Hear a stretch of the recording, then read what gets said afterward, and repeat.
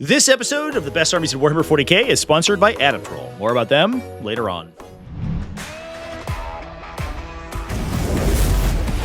What's up, folks? Welcome back to TacticalTortoise. My name is Trevi, and oh boy, did Games Workshop throw us a little bit of a curveball for this week in Warhammer 40,000, dropping a ton of accidental leaks and spoilers. Last Friday, just before we had all of the events for this weekend, which has made things a little bit interesting for this show. Obviously, this is the Best Armies in 40k, the weekly video series where we go through undefeated results from the past weekend of competitive events in Warhammer 40k. Now, unfortunately, those new updates, including an entire data slate update, have changed quite a bit about Warhammer 40,000 and made a lot of these results a little outdated. So what I've done this week is, instead of going through every single undefeated army for the entire weekend, is actually take a snapshot of the metagame and discuss army lists that either have not been changed significantly or have been only improved by the data slate. And we're not just going to look at only undefeated lists, we're also going to be looking at X and 1 lists, at least from some of the larger events, so we can get a more holistic view at what armies could be looking strong for the weeks to come. Now we're going to start over in Spain for the GT Surrender 2, one of the few events that it seems actually implemented the new updates the next day after they were released. So first of all, shout out to this event, because that's insane, but also shout out to Bartes, who took down the event going 5-0 with a newly updated Aeldari warhost. Now, Aeldari only changed in a very minor way, so while many Aeldari lists will have a couple of points adjustments, most of them will stay around the same. The only ones that really got nerfed were ones that were running large units of swooping hawks, which went up 2 points per battle if you are playing units of 10, but if you're playing units of 5, your list is largely going to be the same, if not better. Now, in this case, the only units that were actually changed in points value in this list, I believe, were units of Corsair Void Reapers, which went up 5 points per model. So this list did not have to change much for the new update. In fact, it might have been a 1990 point list previously. It just went up 10 points and didn't lose anything. I don't know. But anyway, they did play with the 65 point cost for Corsair Void Reaper units. And in this case, it was in an Aeldari warhost. So the detachment that gives you additional bonus movement when you are using your agile maneuvers, as well as additional battle focus tokens to use on those maneuvers. This is a fairly standard composition of this style of detachment, so nothing that we talk about here is going to blow your mind, I don't think. This list includes Eldrad Oathran, so we can fuel the shoot and scoot abilities for the army. We can fire and fade 1 unit, we can Skyborn Sanctuary 1 unit, so we can attack with multiple units a turn, and then hide all of those units in Wave Serpents or Falcons. We're running Fuegan, Janezar, Lycus, and Maugan Ra in terms of Phoenix Lords. Fuegan, obviously, to super power up units of Fire Dragons. Janezar to give an auto 6 advancing, incredibly fast unit of Howling Banshees, so she can disrupt enemy objective scoring. Lycus for the Flicker Jump and Charge, obviously, plus enhanced critical hits. And Maugan Ra to interact with a Falcon. Maugan can hop out of the Falcon, fire his Devastating Wound gun, benefit from the Falcon's fire support for wound rerolls to do additional mortal wound damage thanks to his Devastating Wound weapon. We then have 2 units of Corsair Void Reavers in the battle line, a Wave Serpent carrying a unit of 10 Fire Dragons for Fuegan to hang around with, a unit of 5 Dark Reapers for Maugan Ra, alongside a Falcon that they can all embark into, a Howling Banshee unit for Janezar, 2 units of Rangers for early board control, 3 units of Swooping Hawks for utility. These guys are especially powerful in this particular detachment because we can extend their on-board movement, so even if we're not deep striking them, we can just move them 17 inches with a battle focus token and complete actions or do whatever we need to. We then have 3 units of Warp Spiders, one of those with a melee loadout, a Power Blade Array on its X-Arc to attach Lycus into. Largely, fairly standard stuff from Aeldari Warhost so far, and to be perfectly honest, I think we are likely to see more Aeldari as this format develops. Aeldari were already looking incredibly strong. They have a positive Knight matchup, and Knights are about to gain a new codex, and they really didn't get hit that hard. The only composition that really got nerfed was the one running multiple units of 10 Swooping Hawks. That build is slightly less powerful, although it basically just drops 1 unit and it can continue to play on if it wants to. But you can also take advantage of some cheaper units now, things like Dire Avengers with Asterman and Falcons as well. So Eldar looking incredibly good going into this new format. I think if I were to hazard a guess, I think these guys are going to be a metagame frontrunner. It does sort of depend on what other factions end up being buoyed up by these changes, but at the very least, they were already looking good and really didn't see too many nerfs. Now, before we hop into our next set of lists, it's sponsor time. This video is sponsored by Adepta. Adepta's been a huge supporter of the channel for a while, so I'm excited to talk about them and their new updates. For those who don't know, this is a dice probability calculator app that can give you quick and easy access to expected dice results at your fingertips. So if you're wondering about particular unit builds, or you want to know what the best course of action in a particular game state might be, you can use Adepta to very quickly get those results by importing unit profiles and quickly spitting out expected damage. This can help you smooth your army list building or give you insights into the game. And their latest update takes into account a ton of player feedback, improving things like unit profile imports, making it easier to import your datasheets and their weapon stats into the dice calculator, a full modifier and ability section to more easily input all types of attacker and defender special rules, a wider selection of results to grant you a deeper understanding of the results, as well as a new text summary to more easily understand the math you're looking at in English. So follow the links down in the video description to get access to Adepta today. And big thanks to them for sponsoring the video. Now with that, we're going to move over to the X4 Presents Summer WOG series for TV Paichoki, who is running Adepta Sororitas with a really interesting variety of hallowed martyrs. Now, Thousand Sons also went undefeated at this event. It was large enough to have 2 undefeated players. However, Thousand Sons, if you've watched any of the coverage about this update, have been nuked from orbit by the new data slate updates. So we'll be talking about them later on to see if they could survive or at least reorient their army lists based on those changes. However, we will be talking about Adepta Sororitas today because this faction only got better. They only saw points cost reductions on many units, as well as some mechanical improvements. Now, this list is running a Canoness with jump back with the Through Suffering Strength enhancement. It's a Hallowed Martyrs detachment, so we can gain additional bonuses to hit or wound when we're below starting strength, as well as regenerate characters back with Divine Intervention. A very powerful mechanic. Now, what's interesting is that we oftentimes see a Palatine with Through Suffering Strength in order to benefit that additional attacks with her Mortal Wound ability. However, the Canoness with jump back has a really interesting use case for it. She has a essentially finest hour effect, if you're familiar with the Space Marine Captains, giving her +3 attacks and devastating wounds once per game. Through Suffering Strength, if she is damaged, will give her an additional bonus to strength and attacks, which could potentially bring this character up to 10 4 damage melee attacks with devastating wounds, and obviously that bonus damage is going to affect that devastating damage. So if this Canoness with jump pack can commit in, be killed, then respawn itself with only 1 wound remaining, it swings with 10 attacks for 4 damage. That level of output is insane. Now, it is only once per game, and the character itself is incredibly squishy, because unlike the foot Canoness, the jump pack Canoness has fewer wounds and does not have her once per game 2+ invulnerable save, so she will die very quickly, but you're hoping to lose her 1 time and then trigger Divine Deliverance, her special ability, in order to do crazy damage. Now, the army is also running Zephyrim squads, so she may also be getting sustained and lethal hits from the Zephyrim squads as well, on top of all that other stuff, although it's a little bit difficult for her to be able to access that while being killed once per game. But the Zephyrim sometimes, any attachment squads, can act as a human shield for the Canoness to allow her to get into melee without being absolutely overkilled. Now, we then have 2 Hospitallers. The Hospitallers are going to hop into Celestia and Sacrosanct squads, so they gain a Feel No Pain, and you can regenerate models back to those units. We have a Palatine with Saintly Example, so she can play a little bit more aggressively, and then once she's killed, you're going to generate Miracle Dice from her death. Saint Celestine, who can also hang out with those Zephyrim as well, so 2 jump back characters to hang out with the 2 Zephyrim units, and then a ton of transports, 2 Rhinos and 3 Immolators, all of those Immolators with multi-meltas.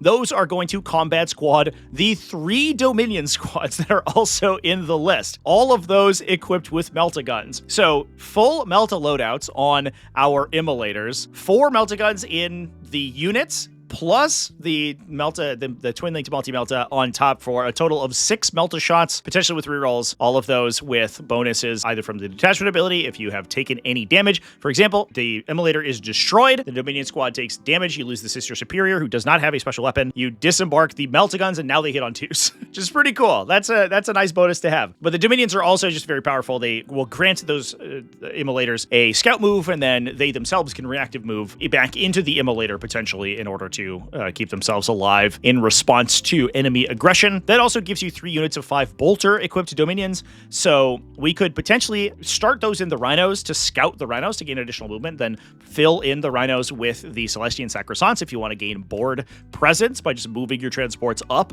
and then swapping the units that are embarked in them, or giving you additional movement up the table between a 6-inch scout plus a disembarkation for your utility units that you can then try to use more aggressively and hop back into your transports without having to commit the melt-a-gun combat squads from those Dominion teams. We then have the 2 units of Zephyrim with their power weapons and banners as well. There's 2 Castigators in here, I should mention, both of them equipped with Castigator auto cannons, not battle cannons, so we don't have any natural ignore cover, but with 3 immolators, we have a lot of outlets to remove cover from enemies so the Castigators can still do damage. This is a very similar list to something we would see from Bringers of the Flame. However, Hallowed Martyrs benefits the melee components way more than Bringers of the Flame does. So, while the aggressive short-ranged shooting units aren't quite as effective, things like the Dominion squads, the Sacrosancts and the melee characters, as we just talked about, with 10 4-damage devastating melee attacks coming off of a jump pack canoness, those units are potentially far superior. This is a really, really interesting list. I imagine it plays incredibly aggressively. It's able to stage those Sacrosancts in the center of the battlefield out of those rhinos, take a ton of board control early with the immolators. You can't really deploy aggressively enough to deal with 10 Sacrosancts inside a transport because you will just be killed by melted guns if you ever deploy far enough forward in order to do that. Now with that, we're going to move over to Bedford, Texas, and to talk about Nathaniel Bjorg and his Subterranean Assault Tyranids. That's right, Tyranids did take down a GT this weekend with the Tunneling Boys and some incredible results. Nathaniel actually took down all 5 games with 100-point wins, which is wild. But if any faction can do that, it's certainly Tyranids, because they are so effective at scoring, and especially Subterranean Assault Tyranids are very good at doing that. Now, this is another faction that did get only improved by the data slate update. So some of the inclusions in this list actually dropped in points cost, and now this list is going to be cheaper, which is great. We love that for our buggy friends. So this list includes 2 hyper-adapted Ravener squads, one of them with Vanguard Intellect to allow it to deep strike on turn 1. Now, a huge benefit that this has is it allows you to bring in tunnels from the very beginning of the game. So you can use it to threaten enemies from turn 1. You can immediately put potentially up to 10 Raveners out of a tunnel directly into their face from turn 1, but so they have to play around that. But it also allows you to create an additional tunnel from the get-go. So for example, if you're going first and your opponent doesn't have anything that you particularly want to try to bang an annoying 9-inch charge into, you can simply deploy them in your own deployment zone to create a tunnel marker that you can then deep strike them off of at the end of your opponent's turn, put them somewhere else useful on the battlefield out of another tunnel marker from a different Ravener unit, but use that original tunnel marker to then tunnel network your bugs out of. Alternatively, if you're going second, you can use a Ravener unit to tunnel and create a tunnel marker, and then use these guys to create a second tunnel marker to then tunnel network something else. So this enhancement turns on a lot of potential plays on turn 1 for only 15 points. So while it might not be useful every single game, it gives you a ton of flexibility if your opponent does not respect the weird and bizarre threat ranges that this detachment can create. We then have another unit of hyper-adapted Raveners. I imagine that both of them are attaching to Ravener squads. I don't know that for sure, but that just allows them to up-down from turn 1. And those, alongside the standard Ravener unit that's also going to be included in the list, allows a lot of those tunnel plays to be active from turn 1. We then have a Neuro Tyrant so that we can broadcast -1 to the Shadow and the Warp tests for everyone. The Swarm Lord, who is excellent in this detachment because it is very command point hungry when it wants to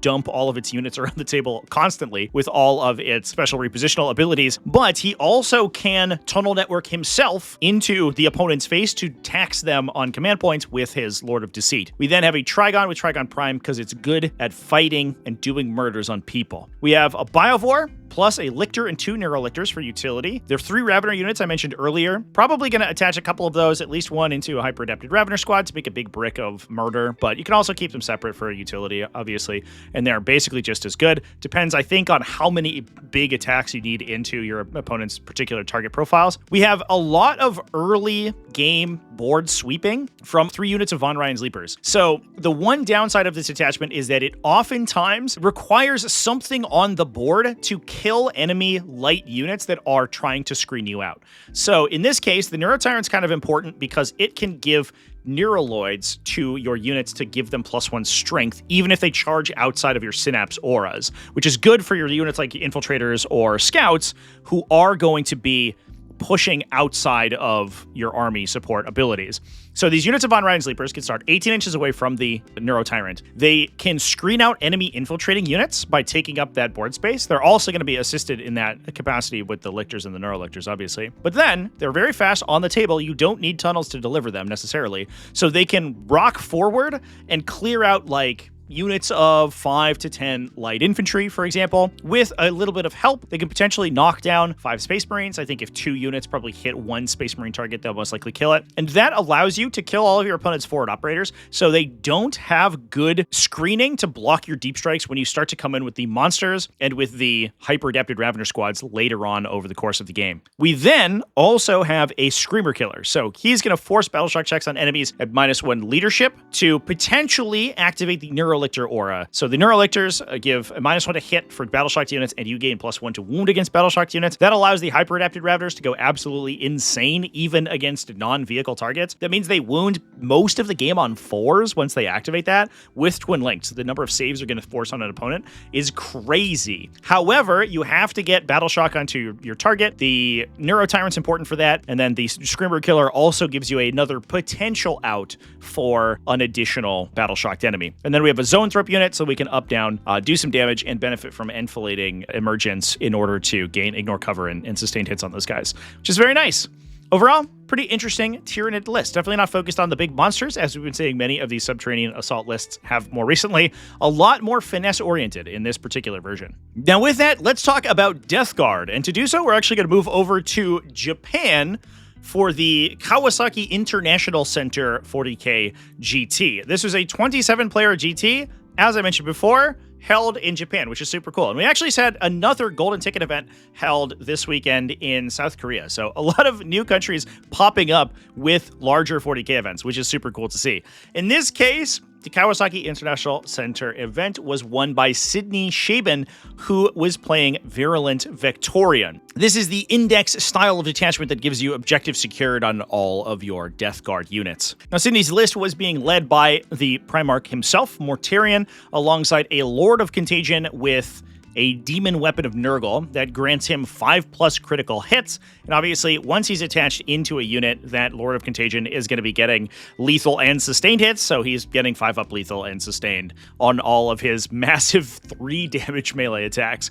Now, we have a second Lord of Contagion in the list as well, although that guy does not have any enhancements. Basically, all the enhancements in Virulent Victorium are incredibly strong on Lords of Contagion specifically. However, with all of the points increases that Death Guard saw in the last data slate update, it's probably hard to fit all of those cool buffs into an army. Now, that said, I will say that the points update that we saw to Death Guard a couple weeks ago was, at least according to Games Workshop, meant to be released with this latest data slate update that we saw released on Friday. So Death Guard, in terms of looking at them in the new format, are entirely unchanged from what we've been experiencing for the last couple of weeks, which is a much fairer Death Guard faction with less degenerately efficient data sheets. Now they have kind of expensive profiles, but those profiles are incredibly strong, which makes them a much more elite army and feels much more Death Guard-y. Now, speaking of which, we have 2 units of 3 Death Shroud Terminators to attach into those Lords of Contagion, 2 units of Poxwalkers to infiltrate up and potentially objective secure no man's land objectives before the game continues, 2 units of 2 Chaos Spawn for some additional utility. We do have a trio of Heavy Blight Launcher Bloat Drones sitting in the back. Those updated points still good for these guys, as it turns out. However, we do not have the very oft-seen Lord of Virulence in order to give them hit rerolls. We have a single Flesh Mower Fetid Bloat Drone to act as a little bit more of a utility unit and to clear out lighter enemy squads without having to commit heavy melee like the Death Shroud Terminators or Mortarion to kill them. We have a 100-point unit that can just do that by itself, as well as a trio of Myphitic Blight Haulers for some dedicated anti-tank shooting. So still focused very heavily on the drone units, the sort of light demon engines, because they have incredibly good kind of wide-ranging profiles, and then the Death Shroud Terminators to deal damage. Mortarion is an interesting inclusion as well here because he's able to support those Death Shroud Terminators with their reactive effects, like Fights on Death or reactive moves, And he also can kind of toilet bowl the game in the center of the table. He's very hard to kill, so if he just rapid ingresses into an annoying spot, he can eat some shooting, doesn't really take that much damage, pounds into melee, and then forces your opponent to deal with him, all the while your fetid blow drones are shooting at you.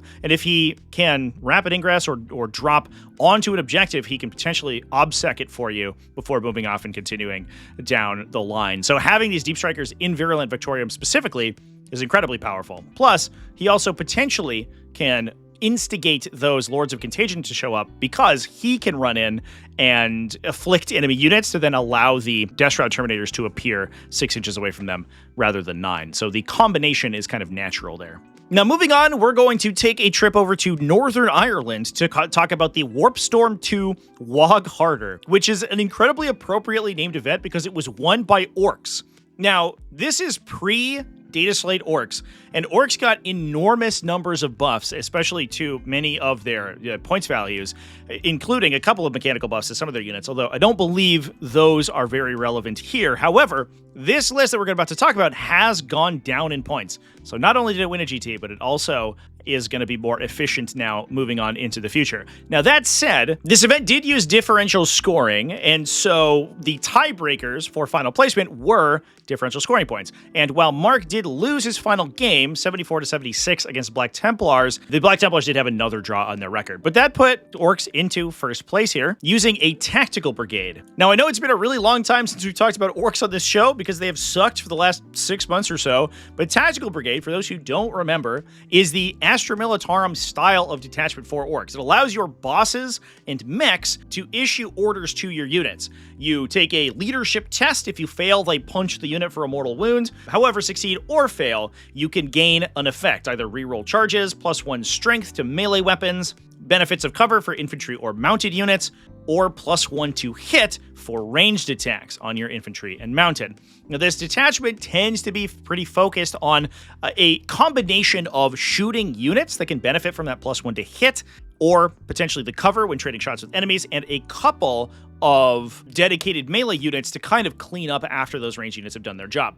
Now, in this case, we are running Zodrad Wartsnaga in order to absorb the middle of the table. He gives them a huge scout move and then also the basically best leadership ability in the entire game. And there's a lot of benefits for getting this unit stuck in with your opponent. In any command phase, you can use Dance Hours to give them additional bonus OC if they're in engagement range. So if your opponent can't easily clear the Gretchen, you can engage a bunch of their army and then steal all their objectives. You can also do things like use Onto the Next to give them a reactive normal move if enemies then fall back out of melee to try to deal with your unit. So there's a ton of powerful little chicanerous things you can do with this unit.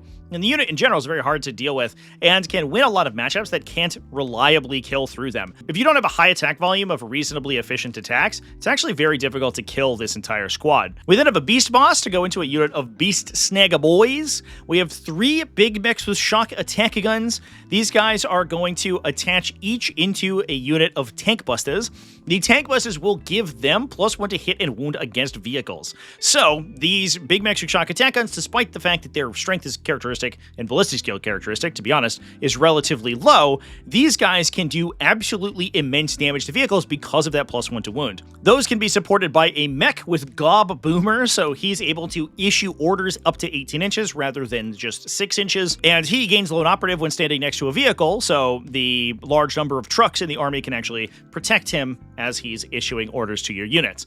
Last and certainly not least, we have a War Boss in Mega Armor. From there, we have a unit of 5 Storm Boys. These guys are also incredibly useful inside this detachment. They can do mortal wounds on the charge with Crunching Descent. They can also are one of the best recipients of Dance Hours because they're able to charge onto an objective, kill a couple of models. Their melee's okay, but not amazing. And if they don't die in response, they can give themselves +1 OC to become OC2 and just steal the objective out from under their target at the start of the opponent's turn, which is crazy.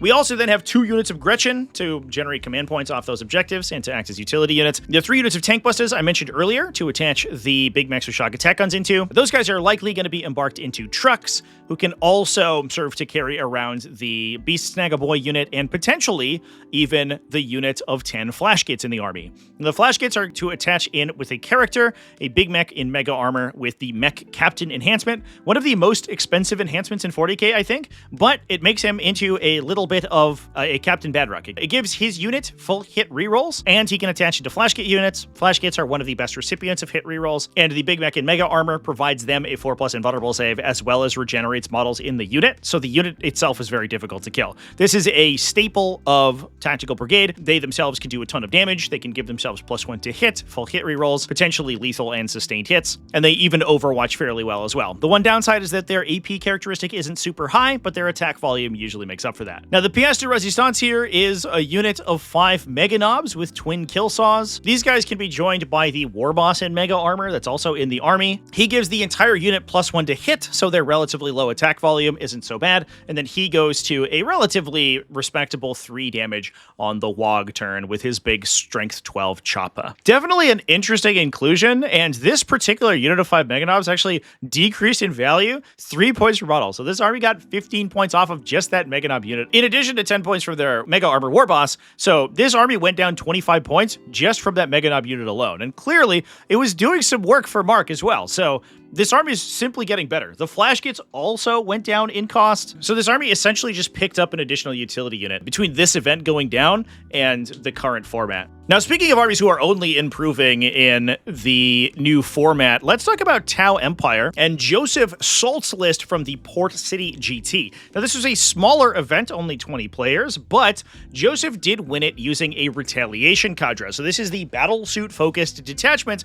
It gives you additional strength and potentially AP to your battle suits when you attack enemies that are nearby them. Now, this is a little ironic because the army's running triple Riptide Battlesuit, and the Riptide Battlesuits got the bonus of +2 strength on their guns with the, or at least their ion cannon, I should mention, with the new Data Slate update, which means these guys go crazy in this detachment now. They go up to strength 11 and go from wounding a lot of vehicles in the game on 5s to wounding them on 3s with potential access to +1 AP. They go so hard. Now, in this list, Joseph wasn't playing with that bonus. He was just playing with potentially strength 9 ion accelerator shots, which is still good, but not quite strength 11. Joseph was running Commander Farsight, a Cold Star commander with a prototype weapon system to gain either sustained or lethal hits on his ranged weapons. Another Cold Star commander with internal grenade racks to give him grenades and the ability to bomb enemies that he moves over, alongside an Enforcer battlesuit with Starflare ignition system, allowing him to up-down at the end of the opponent's turn. We then have Dark Strider, basically just to prevent enemies from deep striking on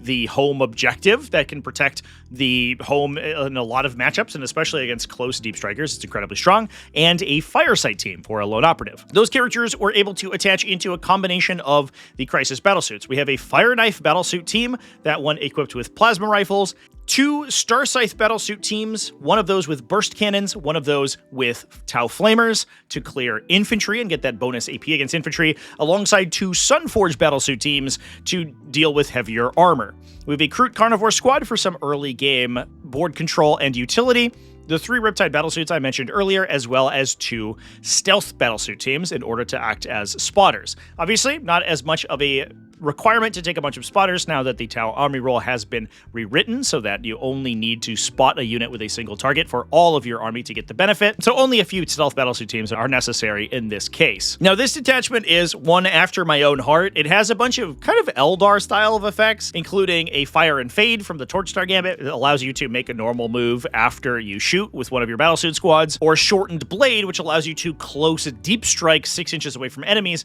to gain basically all of your close range bonuses, including +1 strength, +1 AP, and if you're a fusion-toting Sunforge team, you can also gain your bonus melted damage. The internal grenade rack Cold Star battlesuit does have 3 fusion blasters, so I imagine that he's jumping into that squad, and being able to close deep strike those guys is pretty scary. You can also gain the +1 to wound from Commander Farsight as well, making those Sunforge battlesuit teams incredibly good at cracking armor once they get up close and personal. In addition to that, the Starscythe battlesuit teams are also great at clearing out infantry, very good if you're expecting an infantry-heavy metagame. You're able to use the Arakan protocol to give sustained hits 2 to your unit, assuming they target enemies with a lot of attack volume. And when those Star-Scythe Battlesuit teams attack non-monsters or vehicles, you get +1 AP. So they're each able to fire up to 8 AP1 burst cannon shots or 2d6 AP1 flamers, all of them with potential ignore cover, assuming that either you're shooting a flamethrower or you're getting the benefit of an attached marker light unit. Really cool to see this detachment doing well. Towards the release of the Tau Codex, it was theorized that Retaliation Cadre was actually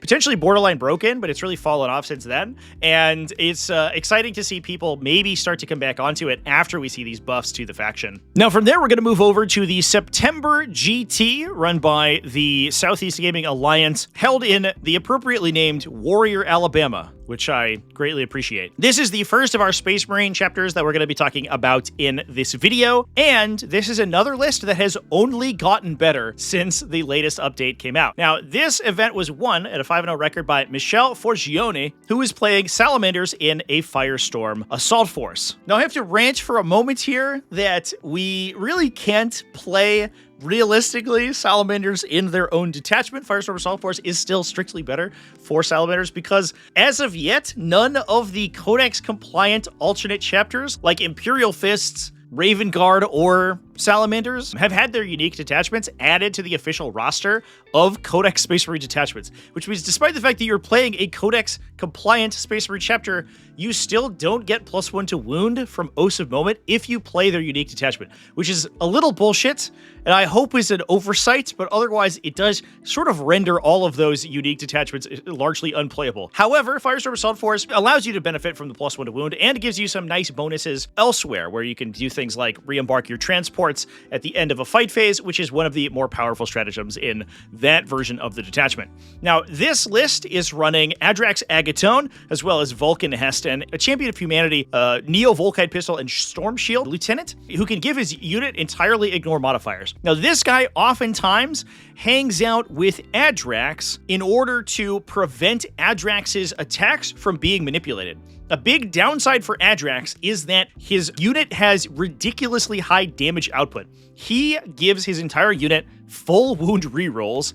However, everything in the unit is only AP2. So if you go into a 2+ save enemy and they Armor of Contempt, sometimes you just can get diced out and don't do that much damage. Alternatively, if you go into something with -1 damage, a lot of it's only 2 damage. You're attacking with, I think, 29 total 2 damage Master Crafted Power Weapon attacks. So you can suffer some consequences there. Champion of Humanity says no to all of that. The downside is that it does make the unit relatively large. In this case, we're going to be attaching them into a big 6-man Blade Guard Veteran Squad, so it makes them into an 8-model unit, which means you need some specialist transports to get them into the fight. But when you do so, the output from this unit is crazy. They reroll their ones to hit innately, thanks to the Blade Guard Veteran special rule. They get full wound rerolls from Adrax, ignore modifiers, as I mentioned before, plus lethal hits. Plus, you can Crucible of Battle them for +1 to wound. So 29 lethal hit, almost full rerolling hit and wound. 2 damage attacks, plus Adrax's 5 3 damage attacks, basically with full rerolls. It's wild. It basically kills the universe. We then have a Combi Weapon Lieutenant for utility, an Intercessor Squad to hold down the backline, 2 Impulsors, as well as a pair of Razorbacks. Now, those Razorbacks are going to be attaching 2 units of Devastators with multi-meltas.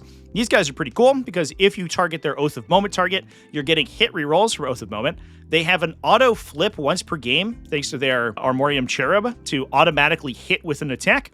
So, you attack 8 times, they're hitting on 4s, so you're hopefully hitting about 75% of those, turning one of your 2-ish misses into a hit, and then if you oath to the target, they're wounding basically anything on the game on 4s, and thanks to the Razorback, they'll gain fire support. So the Razorbacks already put a laser cannon and a Hunter-Killer missile into the target, and the Devastators put what is probably 7 full reroll, wounding on 4, AP4, D6 damage, or D6 plus 2 if you're in melter range shots. So while the threat range of the unit's relatively low, the output is crazy, and it only really requires that you get Oaths of Moment. Otherwise, if you are able to remain stationary with them, they can hit things on 3s, which is pretty nice, but it is a little inconsistent. Now, we then have 2 Infernus squads. These guys get bonus OC from Vulcan Heston, so they're good as utility units.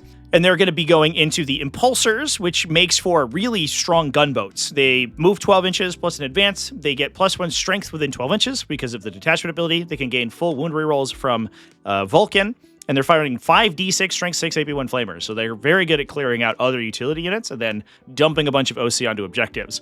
We then have a Land Raider Redeemer, which is how we're delivering Adrax and his squad, a Scout Squad, and 2 units of Vanguard Veterans with jump packs. Now, these are normal utility units, but in this case, we have gone full Salamanders theme because we're also rocking Infernal Pistols on them. So they're going to be getting Advance and Shoot, which allows them to make use of that short-range weapon, and they can also benefit, because they're a Melta weapon, from wound rerolls thanks to Vulcan. So you're potentially able to knock out light units just by shooting them to death with your utility squads, which is pretty wild, although you do need Vulcan to be able to see the target in order to enact that combo. But the big benefit of playing Firestorm Assault Force, and an effect that Forgefather Seekers is never going to be able to replicate, is that at the end of the phase, if Vulcan started the round on the table, which you usually do, you keep him out on the battlefield behind a line of sight blocker early, unless your opponent has indirect fire, he can run out into the middle of nowhere, point his buff at something, so you can kill it with whatever, Devastator Squad, or your Flamers, or your Inferno Pistols. Then you can use Rapid Embarkation at the end of your own turn to put him back into a transport and keep going. So he can do that essentially for free, at least once per game. And if you are constantly jumping him in and out of transports, he could potentially do it every other turn and get his buff on things really aggressively.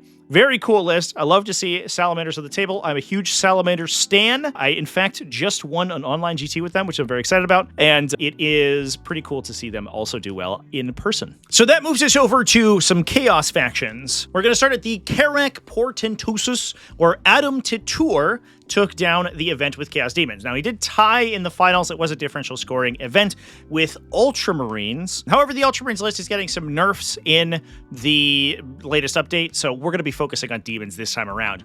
Now, Adam was playing a Shadow Legion list, running Be'lakor and a Bloodthirster as the only greater demons.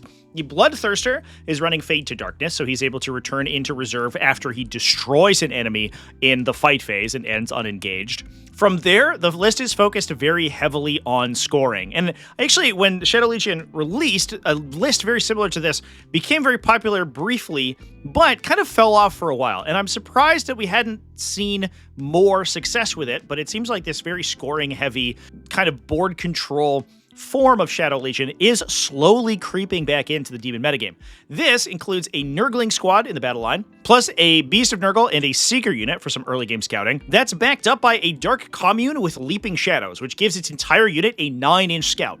A scout far superior than any other scout that an Accursed Cultist unit could gain from the Chaos Space Marine faction proper. But that is a 16 model Accursed Cultist unit, the maximum unit, which allows this army a ton of early board presence. You're able to scout this big unit right up into the center of the battlefield, pop there once per game, advance and charge, get a bunch of bonuses to hit and wound, and then charge in, either lock your opponent into their deployment zone or kill some of their stuff and force them back onto the back foot. You then have a ton of Deep Strikers that can basically subsume the rest of the table. You have 3 units of 6 Screamers of Tzeentch. These guys get -1 to be hit thanks to the detachment ability, and you have a stratagem to regenerate Screamers back into the unit as the game goes on as well. From there, we also have 3 units of Raptors. So if we want to, we can up down either the Raptors and 1 Demon unit, and then Deep Strike both of them, because all of those units will have Deep Strike for 1 command point, which is a lot of efficiency, especially when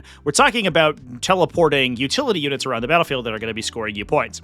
So the army has incredible board control. Its damage output is okay. Be'lakor and the Bloodthirster hit pretty hard. The Accursed Cultist hit pretty hard, and the Screamers are okay into monsters and vehicles, but not immensely damaging. However, its ability to constantly be jumping around the table and scoring points after pushing all your screens back with its enormous number of scouting units is prodigious, and its ability to outscore a lot of armies makes up for the fact that compared to many other demon lists, it doesn't quite have the same level of damage output. Now from here, what I'm going to do is actually take a peek at some of the larger events of the weekend and look at armies that, as I mentioned at the start of the video, were relatively unchanged from the recent slate updates, but still had good records. We're going to start over at the Bayern Major, where Sammy Amer went X and 1 with 4 wins on his record with Renegade Raiders Chaos Space Marines. Now, this list includes a single Chaos Lord. No enhancements on any of the characters here, by the way, so they're just going to be hanging out. And I think he's likely to attach into a Legionnaire squad to give him wound rerolls if you target enemies on objectives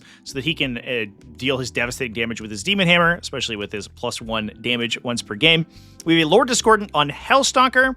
Big beneficiary of Advance and Charge because it already has a strong base movement, plus Vashtor the Archifane. We then have 2 Cultist Mobs for utility, 3 units of Legionaries, so any of these can disembark a transport. There's 2 Chaos Rhinos in the army to carry them around, and then use Reaver's Haste, so we have the 3-inch movement, the 3-inch disembarkation range from the transport, plus Advance and Charge, and potentially +1/2 charge, thanks to the Reaver's Haste stratagem, to get these guys onto enemy objectives. Then they also gain the +1 AP bonus, targeting enemies on objectives and their own wound rerolls, which makes them one of the more effective disruption pieces in the game. They have huge offensive benefits, huge speed bonuses, as well as a base objective control characteristic of 2, so they're able to get in on enemies that are holding down objectives, clear out lighter infantry, and even if they fail to kill the entire unit, they're going to be stealing that objective from them. So those are able to keep your opponent off balance on primary objective scoring for a really long time.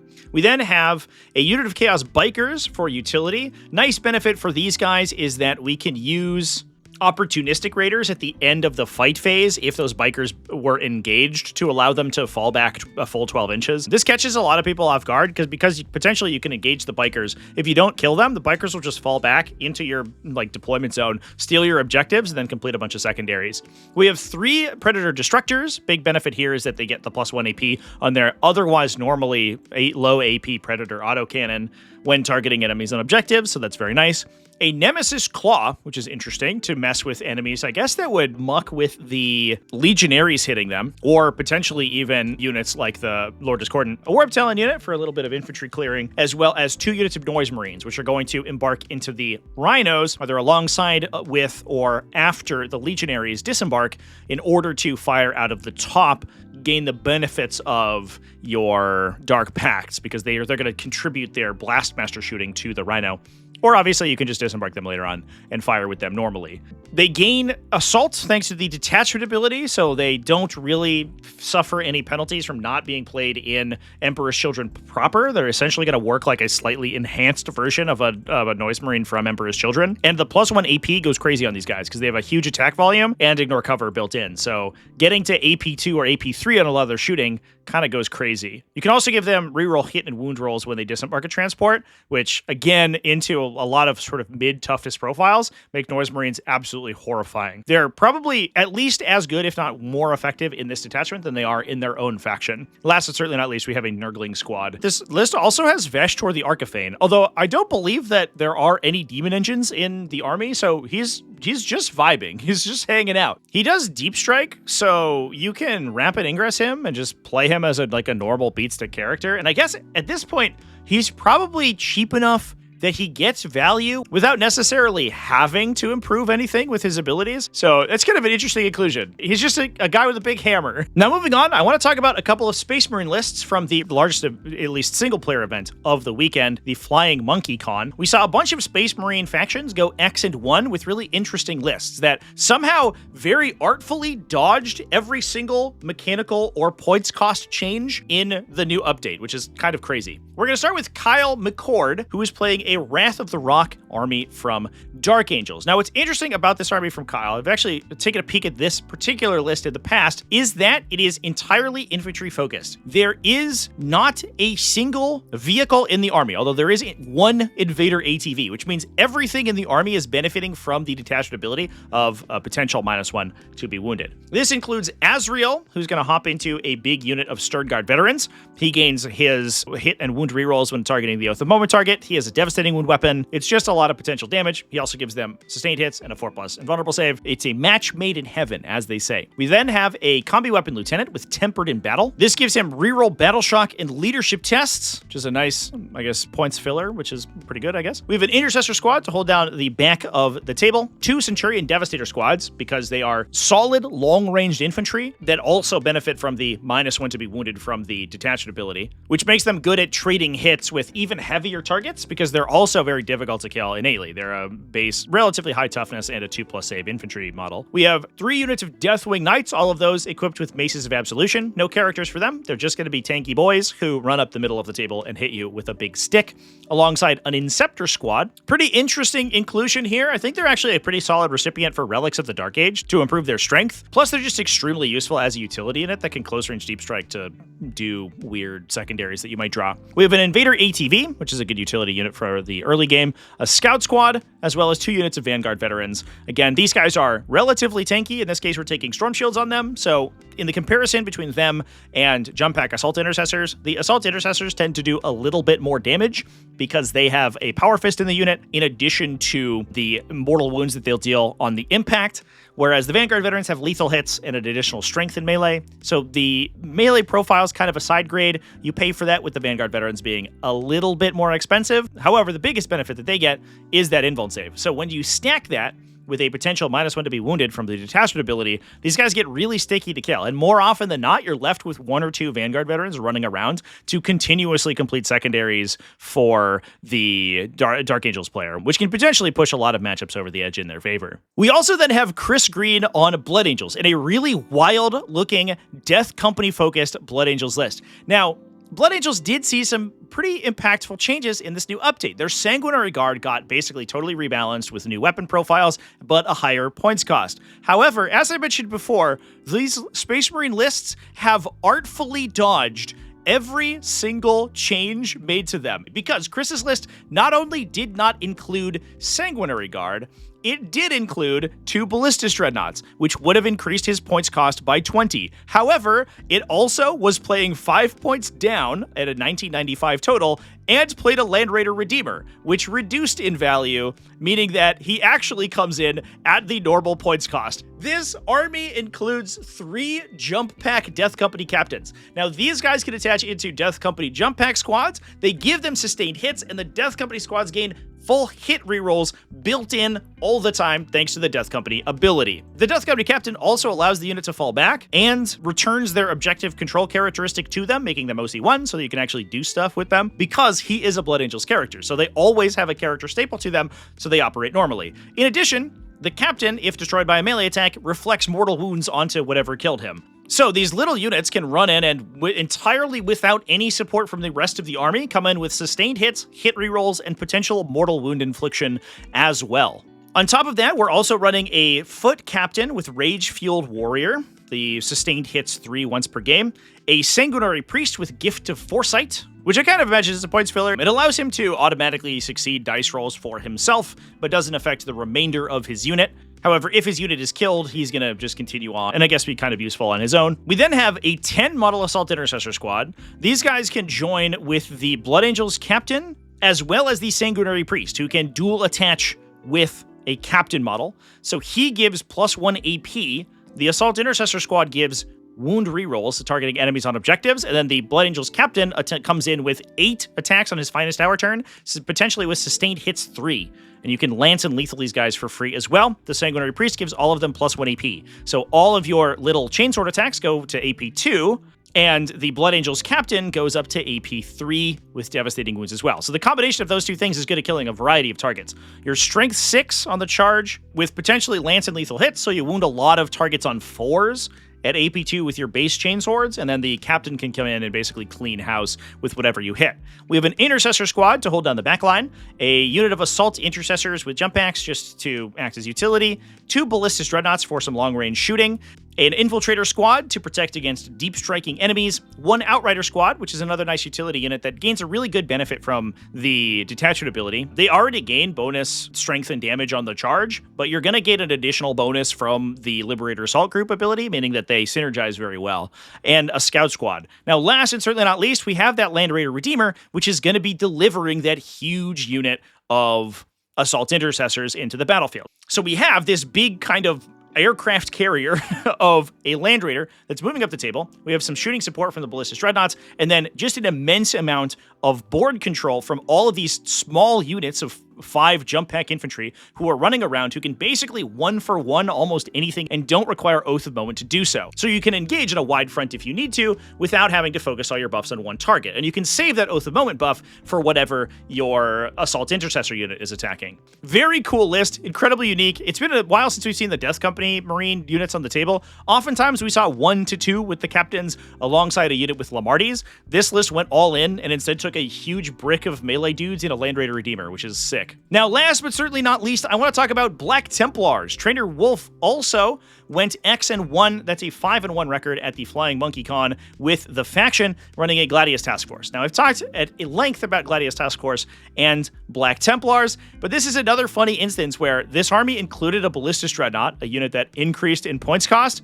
However, he started by playing 10 points down, so his army is actually the same. Nothing's changed. Now, Trainer was playing 2 Castellan plus Marshal combos.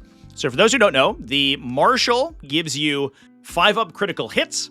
Basically, every single power sword inside the Black Templars Codex has lethal hits baked in, so you're going to get 5-up lethal hits. Then the Castellan has the potential to give you reroll hits in melee, so you can reroll all your hits, fish for 5-up lethals, which allows this combination plus a Sword Brethren squad to average something like 20 wounds into most targets.